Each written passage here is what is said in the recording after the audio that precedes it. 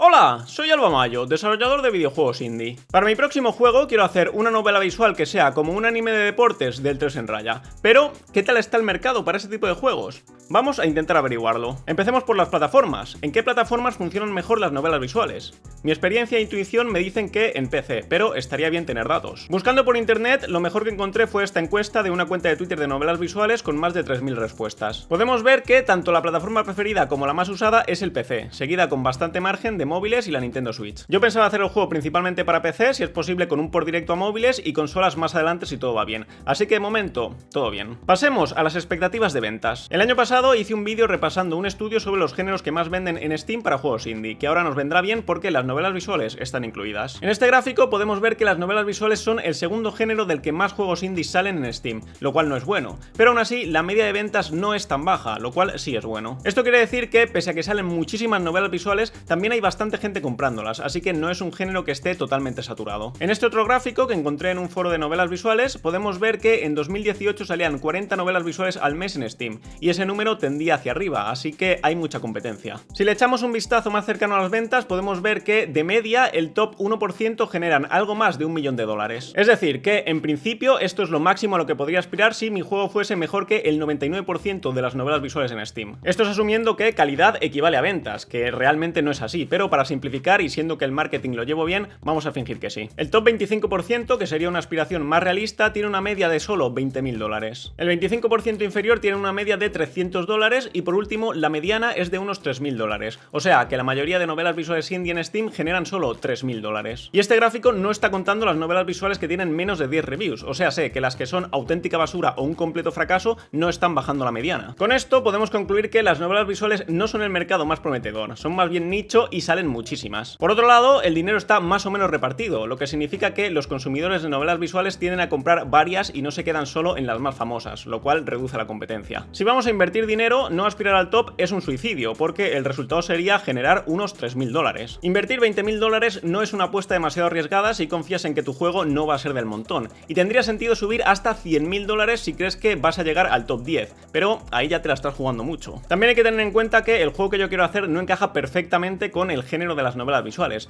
pero probablemente es como la mayoría de la gente lo va a percibir a primera vista, así que estos datos nos sirven para hacernos una idea. A continuación vamos a echar un vistazo a los rangos de precios que suelen tener las novelas visuales y qué calidad se espera de cada uno. En mi investigación, simplemente mirando las novelas visuales que hay por Steam, he visto que hay unos 4 rangos. En el rango más bajo, de 1 a 3 euros, están los puzzles eróticos. Los juegos en este rango son poco más que una excusa para mirar ilustraciones de chicas atractivas o sugerentes. En el segundo rango, de 5 a 10 euros, están las novelas visuales amateur con una calidad media. En este rango suelen ser o muy cortas, unas 2 horas, o tener unos gráficos no tan atractivos y normalmente tampoco una historia demasiado elaborada. En el tercer rango, de 10 a 20 euros, suelen estar las novelas visuales indie de calidad. La duración es bastante más larga, la historia más elaborada, a menudo tiene una parte jugable de gestión o simulación y la presentación también suele ser más profesional y pulida. Por último, de 20 a 50 euros tenemos las grandes producciones japonesas. Estas ya no suelen ser indies, sino que están hechas por estudios profesionales con bastante presupuesto en comparación al resto y a menudo duran más de 30 horas. El rango al que yo debería apuntar si voy a invertir dinero en el desarrollo es al de entre 10 y 20 euros. Cuánto exactamente dentro de ese rango dependerá de la duración y la calidad que refleje el resultado final. Como no es mi primer juego y ya tengo un público, que sois vosotros, puedo usar datos de juegos anteriores para hacer una estimación de cuánto podría esperar vender con mi público actual. El último juego de pago que saqué fue Purella, un juego donde tienes que recoger canicas en minijuegos que cambian cada 10 segundos y luego usarlas en una máquina de pachinko para desbloquear cosas. Purella, que cuesta 6 euros, vendió 7000 copias en Steam el primer mes, aunque la mayoría de ventas fueron en Google Play. Por otro lado, también tenemos los datos de Floodworld, el juego de Ginchu, que cuesta 12 euros y vendió 4500 copias el primer mes. Vamos a asumir que el juego saliese a 12 euros y vamos a hacer una estimación muy conservadora y a decir que por cada copia vendida a mí me llegarían unos 5 euros, por el 30% que se lleva Steam y porque muchas ventas serían a precios regionales más bajos. La probabilidad de que vendan más de 4000 copias el primer mes es muy alta. Sería sorprendente que vendan mucho menos que Floodworld. Eso significarían 20.000 euros el primer mes y, basándonos en los números de Purella, 33.500 euros el primer año. Hay que tener en cuenta que Purella salió hace ya 3 años y Floodworld hace 2, así que mi público ha crecido desde entonces. Con eso concluyo de que la probabilidad de que venda al menos 6000 copias el primer mes es alta.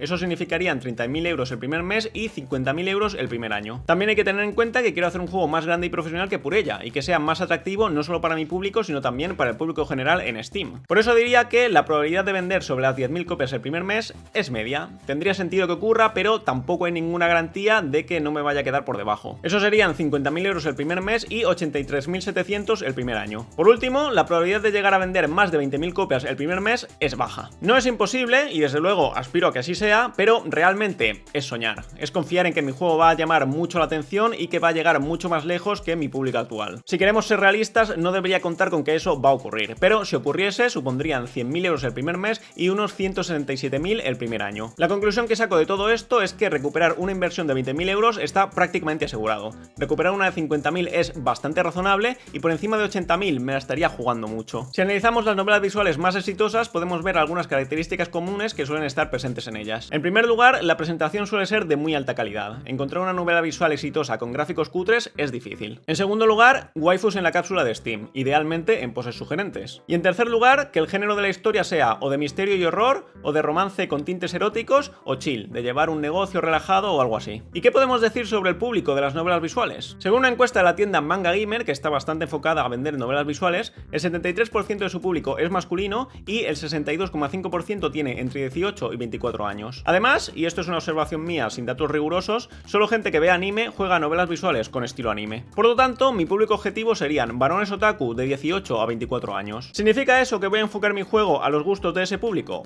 No, porque voy a hacer lo que yo quiera. Pero a la hora de hacer marketing, ese es el público al que habría que apuntar para mayor impacto. Por último, echemos un vistazo a qué juegos similares existen ya en el mercado. Que yo haya visto, no existe ningún juego narrativo del 3 en raya y apenas ninguno de cualquier otro deporte o similar. Sí que hay varias novelas visuales que tratan sobre algún club de deportes, pero de lo que tratan realmente es de ligar con los miembros del club, no de competir en el deporte. Los juegos más similares que he encontrado y que puede que tengamos que analizar próximamente son, en primer lugar, Shinogi Chess Club. Este juego es reciente y a primera vista bastante parecido a mi idea, pero con una variante del ajedrez en vez de del 3 en raya, y hecho en 3D en vez de en 2D. Un poco más alejado tenemos a Paya, que este sí está presentado como una novela visual en 2D y también juegas a un deporte competitivo. Sin embargo, no tiene estilo anime, ni en gráficos ni en historia, y el género casi parece más un roguelite de fantasía que una novela visual de deportes. Tenemos también Little Busters, que es una novela visual algo antigua, pero muy famosa, en la que formas parte de un club de béisbol y hay un minijuego de jugar al béisbol, aunque por lo visto lo de jugar al béisbol no afecta a la historia. También tenemos a Okana, una novela visual más reciente que trata de un deporte ficticio de un club de instituto, pero no juegas tú al deporte, vas solo de leer. Y por último, y salvando muchísimo las distancias, tenemos a Doki Doki Literature Club, que en principio va sobre un club de instituto de literatura y hacer minijuegos de componer poemas. Realmente está bastante alejada, pero es la novela visual más popular de la década en Occidente, así que conviene tenerla en cuenta. Y con eso termina nuestro análisis de mercado. Próximamente investigaremos el juego del 3 en raya, el género del anime de deportes, novelas visuales similares e intentaremos descubrir los costes de desarrollar una novela visual. ¿Son 50.000 euros suficientes o se quedarán cortos? Suscríbete y nos vemos en el próximo vídeo. ¿Todavía estás aquí? Se llama Octavio.